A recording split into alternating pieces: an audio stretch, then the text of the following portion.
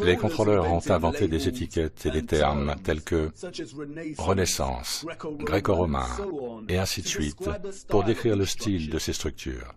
Mais comme vous pouvez le voir, toutes ces magnifiques structures invraisemblables partagent toutes les mêmes principes structurels fondamentaux et la même conception malgré la période et les cultures. Et ce, parce qu'elles ont été créées dans le seul but de générer de l'énergie. Et ce n'est pas parce que ces structures n'ont jamais été utilisées pour la prière et le culte qu'elles n'étaient pas des lieux saints. Les civilisations du passé entretenaient une relation avec la source et l'Esprit Saint, ou l'éther, comme aucune autre. Et elles lui rendaient hommage, la révéraient et la remerciaient en construisant leur générateur avec tant de splendeur et de beauté. Et non seulement ça, mais ils ont construit l'ensemble de leurs structures, statues et ornementations dans le respect de ce don, dans le respect de la production d'énergie, qui a rendu leur mode de vie possible en premier lieu. La couronne de laurier que les contrôleurs sataniques ont corrompue en s'appropriant le symbole et en le redésignant pour représenter Apollon et Lucifer est en fait une bobine torique. Et nous voyons la bobine torique dans toute l'infrastructure de l'Ancien Monde.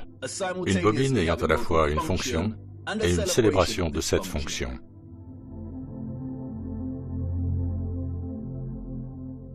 Les bobines électromagnétiques sont des conducteurs électriques. Elles sont utilisées dans des applications où le courant électrique interagit avec un champ magnétique, dans des dispositifs tels que les générateurs, les moteurs, les inducteurs et les transformateurs. La plupart des bobines se présentent sous la forme d'une bobine torique ou d'un fil en spirale. Les bobines sont utilisées en conjonction avec un aimant pour produire un puissant électromagnétisme. Plus le nombre de tours de fil est élevé, plus le champ magnétique est puissant. Les bobines génèrent des vortex qui, à leur tour, créent un champ électromagnétique. C'est un seul et même système interconnecté.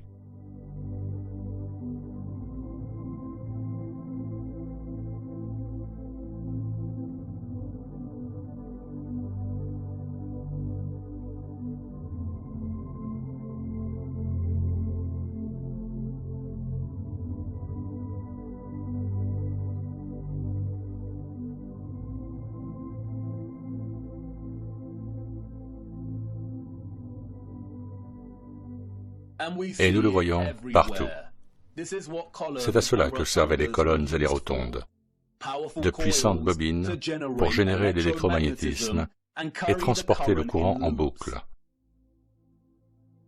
Le Thor se trouve à la base de presque toutes les colonnes de notre monde. Il est partout. Regardez le mouvement de l'électricité à l'intérieur d'un fil et le champ magnétique simultané qu'il produit. C'est exactement la forme d'une colonne, et nous voyons cela présent dans toutes ces colonnes gigantesques et méticuleusement fabriquées.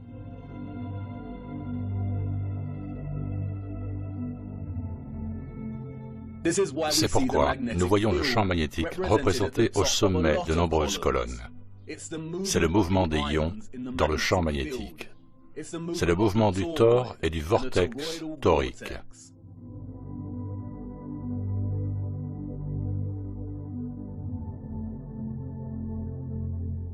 Comme vous l'avez vu, les bobines de fil de cuivre sont essentielles pour électrifier l'aimant. Et je sais ce que vous voulez dire. C'est génial, mais les colonnes et autres structures auxquelles vous faites référence sont en pierre.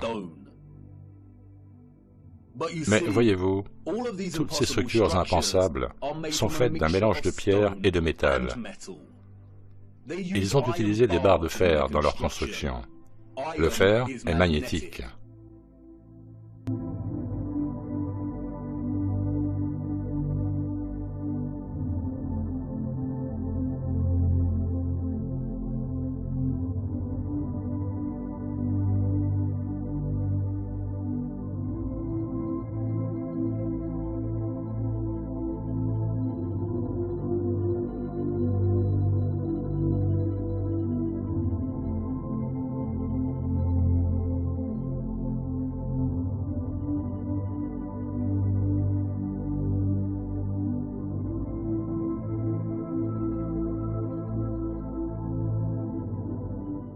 Ces barres de fer traversent toute l'infrastructure en pierre et sont complétées par une couverture en cuivre et en or. Le cuivre et l'or sont de puissants conducteurs d'électricité. Souvent, nous trouvons des statues entières, des arches, des dômes et des toits faits d'un cuivre bleu distinctif.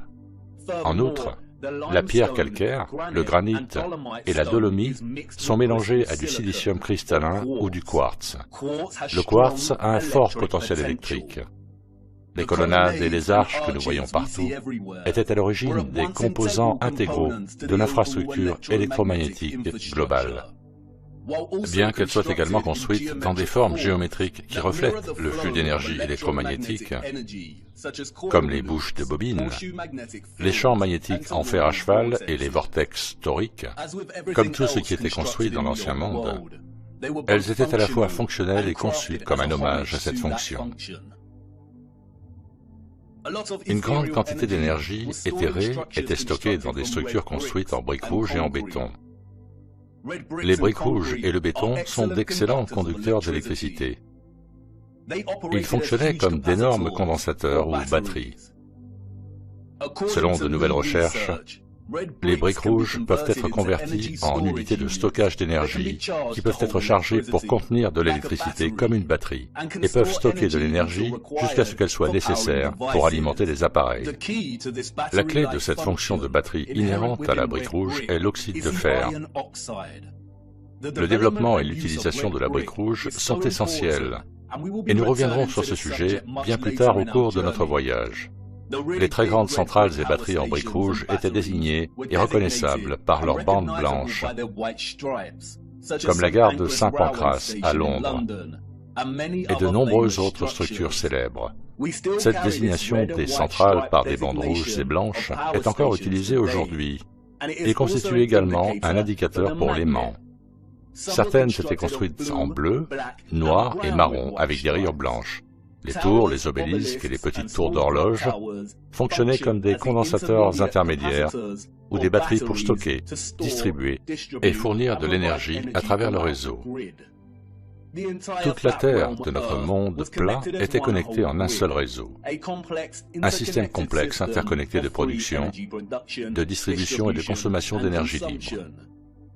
Ce réseau a été déstabilisé et désactivé quelque part entre le XVIIe siècle et le XIXe siècle.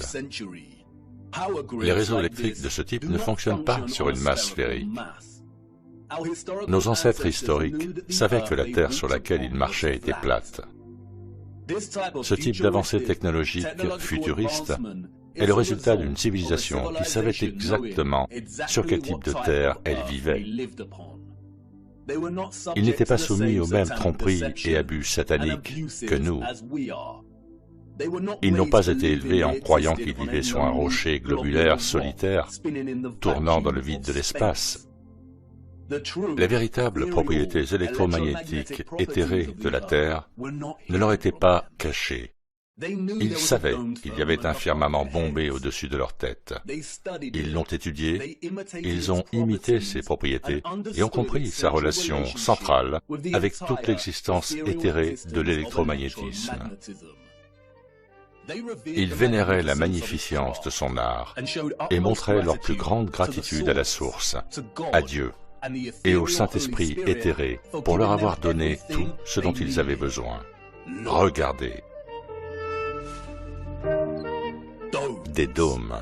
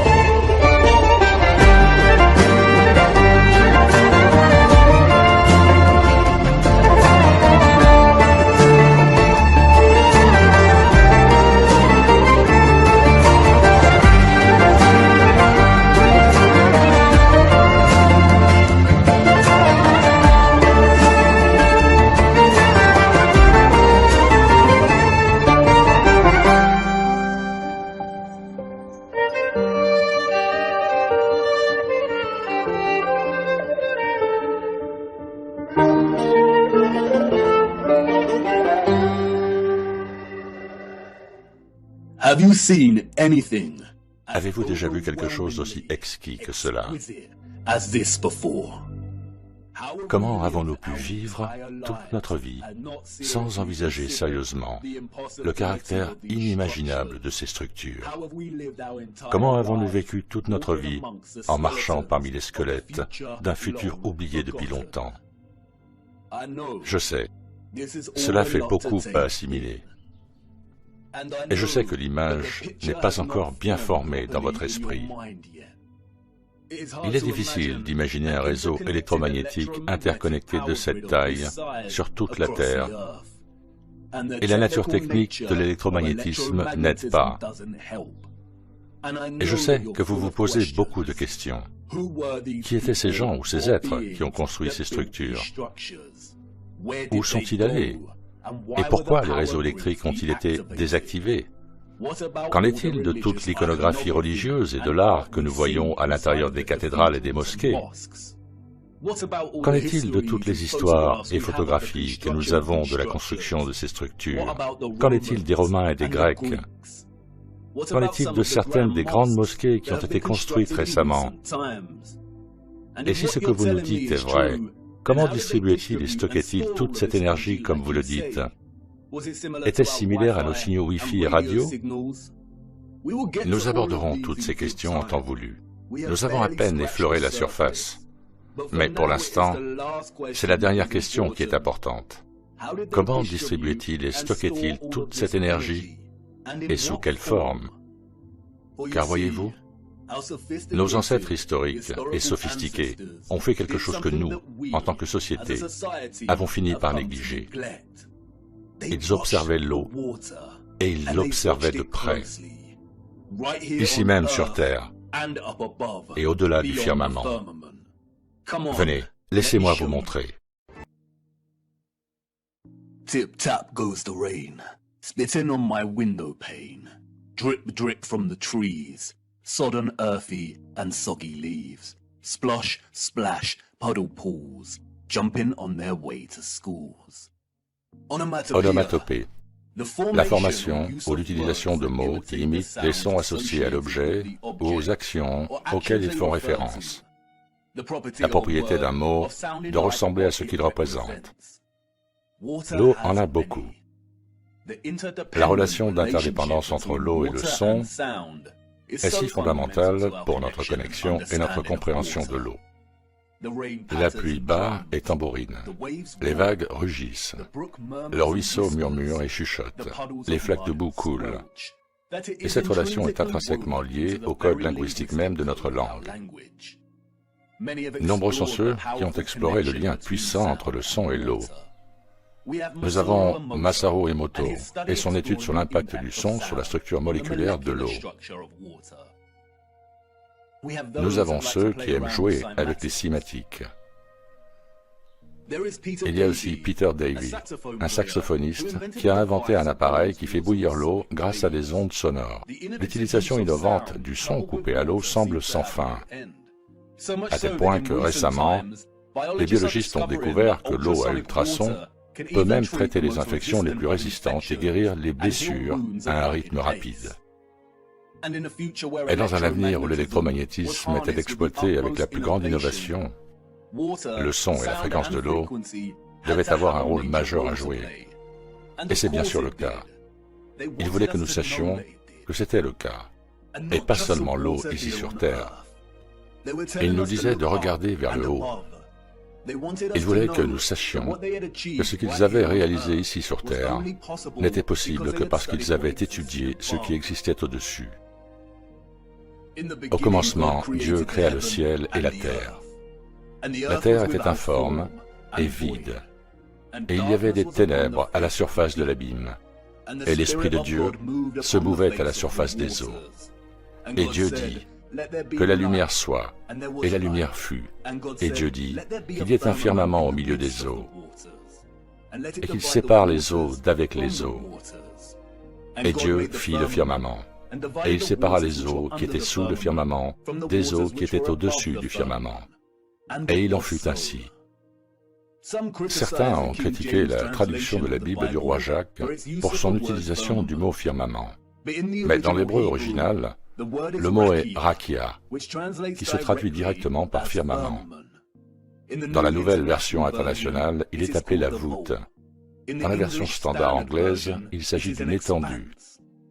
Dans la traduction de Good News, il s'agit de dôme. Ce qui est important cependant, c'est que dans toutes les traductions, et dans l'original hébreu, la notion de firmament ou de voûte séparant les eaux d'en haut des eaux d'en bas ne change pas et reste cohérente. Il y a de l'eau au-dessus de notre monde.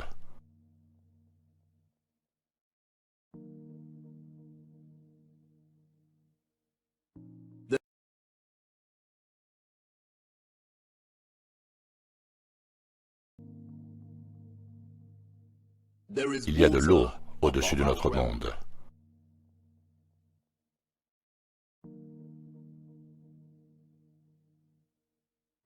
Le télescope est un instrument intéressant. C'est à la fois un appareil de découverte et une arme de tromperie. Il existe deux principaux types de télescopes, le réfracteur et le réflecteur. Un réfracteur utilise un objectif, généralement une lentille convexe, tandis qu'un réflecteur utilise un seul ou une combinaison de miroirs courbes pour réfléchir la lumière et former une image. De nombreux télescopes à réflexion utilisent soit un miroir concave, soit un miroir parabolique. Voici à quoi ressemble une réflexion dans ces miroirs. Les yeux avec lesquels nous sommes nés et à travers lesquels nous voyons le monde sont des lentilles convexes. Nous ne voyons pas le monde à travers des réflexions de miroirs courbes. Voici Jupiter vu à travers un télescope newtonien, un miroir. Et malgré la légère distorsion sphérique causée par les miroirs réfléchissants, ce n'est toujours pas ce que la NASA nous a montré. Votre esprit voit immédiatement une planète parce que vous avez été programmé depuis votre naissance pour associer une image comme celle-ci à la notion de planète, de la même manière que vous associez par défaut la Lune à une boule de roche.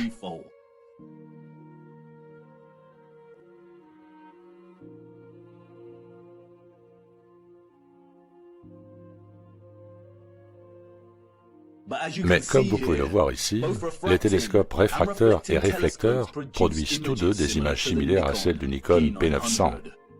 Les objectifs Nikon ont été critiqués par certains astronomes qui leur reprochent de ne pas avoir la puissance nécessaire pour voir réellement les luminaires au-dessus. Mais comme vous pouvez le voir ici, il n'y a pas beaucoup de différence entre le Nikon et les deux types de télescopes. Et dans chacun d'eux, nous voyons que Jupiter émet une sorte de lumière qui lui est propre. Les astronomes amateurs et professionnels présentent des images comme celle-ci.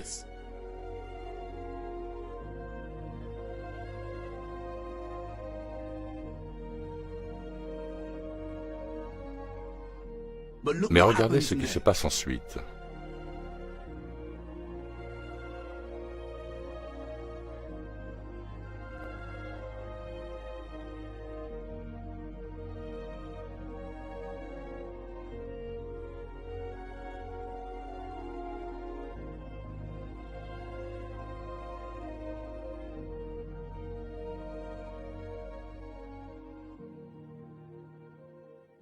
Les astronomes utilisent un logiciel de traitement d'images pour transformer leurs images brutes et leurs séquences qui montrent un objet circulaire dans le ciel au-dessus de nous, rayonnant sa propre lumière, en une planète de style NASA. Et ce type d'image trafiquée n'est pas ce que nous voyons de nos propres yeux à travers ces lentilles. Je ne dis pas qu'il s'agit d'une tromperie délibérée. L'astronomie est une pratique à part entière, mais il est très important de ne jamais confondre les images et séquences hautement modifiées que nous recevons avec la réalité. Et il convient également de faire attention à ceux qui se montrent très manipulateurs. Il s'agit généralement des astronomes qui bénéficient d'un parrainage rémunéré de la part de magazines et de sites web. Il est également important de noter que ce que nous appelons des planètes ne sont pas réellement des planètes. Ce sont des étoiles vagabondes, et toutes les étoiles vagabondes sont de même nature que la Lune.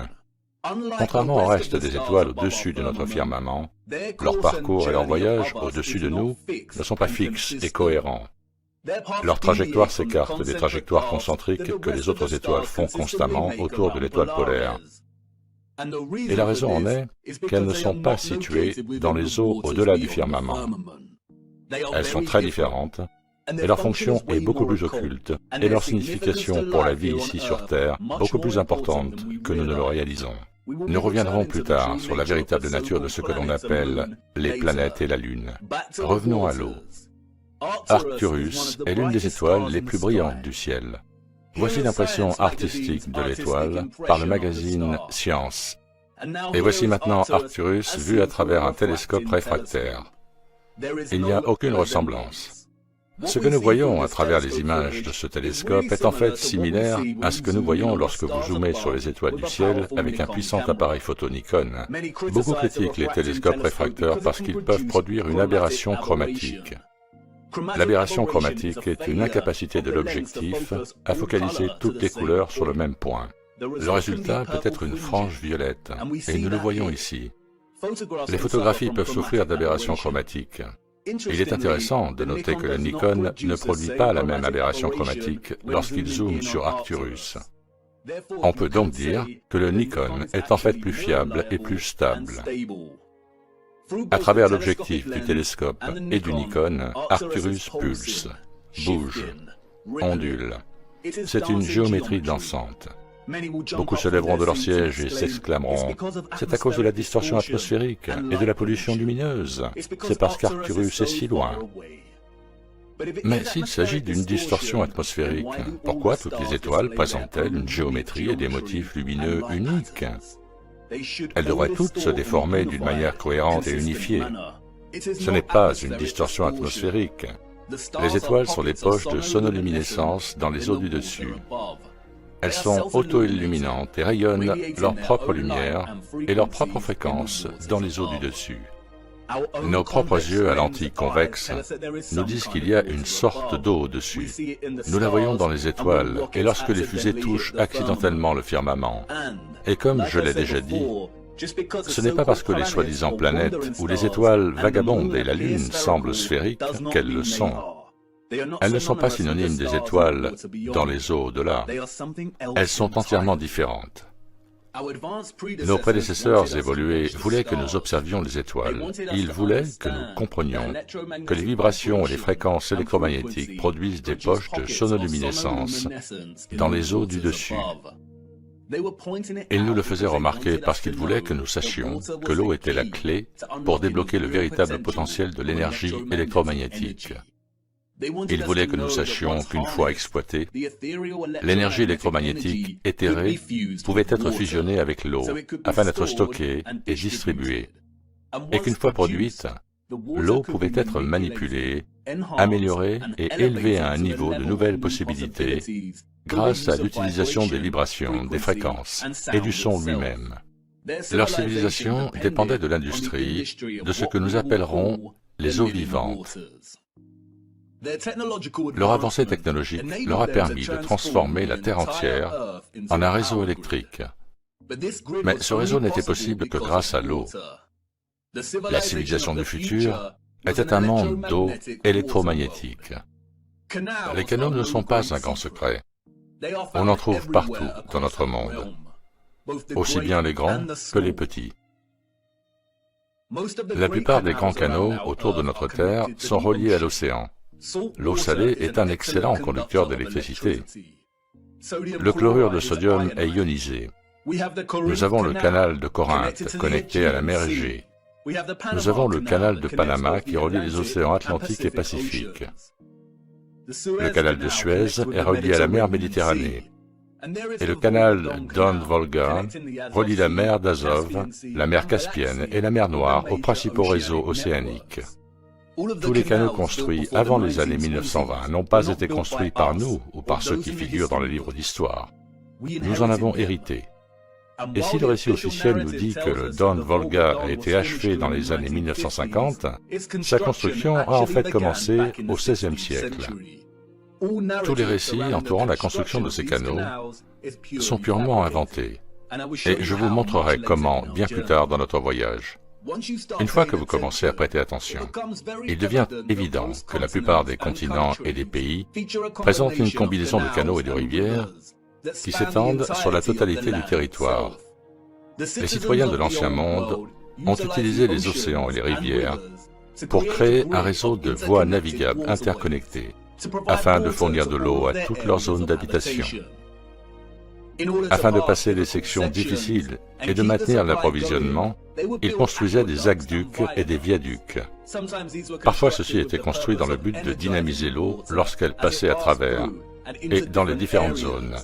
Et c'est pourquoi beaucoup étaient conçus avec des structures incurvées symétriques. Les Romains n'ont pas construit ces structures. L'infrastructure entière de tant de villes de notre monde est conçue autour de systèmes de canaux. Regardez Amsterdam d'en haut. Les lignes géométriques précises du réseau ne sont pas des routes, mais des canaux. Et le seul but était de fournir de l'eau d'une zone à une autre. L'eau était stockée et manipulée à des fins diverses dans des réservoirs, des châteaux d'eau, des stations de pompage, des citernes et d'autres structures. L'eau servait également à assurer l'équilibre nécessaire. Un réseau complexe de production, de distribution et de consommation électromagnétique générait beaucoup de chaleur et de magnétisme. L'eau assurait non seulement l'équilibre du diamagnétisme, mais veillait également à ce que l'ensemble du réseau ne surchauffe pas. Lorsque l'on regarde tous les magnifiques générateurs et autres instruments de puissance de l'Ancien Monde, on trouve toujours de l'eau à proximité ou des restes de stockage d'eau. Parfois, celle-ci est principalement cachée sous terre. Beaucoup ne se rendent pas compte que de nombreux systèmes et réservoirs dits victoriens circulent très loin sous un grand nombre de nos villes. Et d'autres fois, il s'agit d'un élément caractéristique central de ces structures. Un exemple en est ce que les contrôleurs ont redésigné comme étant les douves des châteaux. Le réseau d'eau électromagnétique n'était pas seulement une version énergisée de ce que nous connaissons déjà dans nos villes et villages. C'était beaucoup plus. C'était bien plus magnifique, impressionnant et futuriste que ce que nous pouvions imaginer. Le réseau était relié à de plus grandes centrales électriques ou à ce que l'on appelle plus justement des stations étoiles.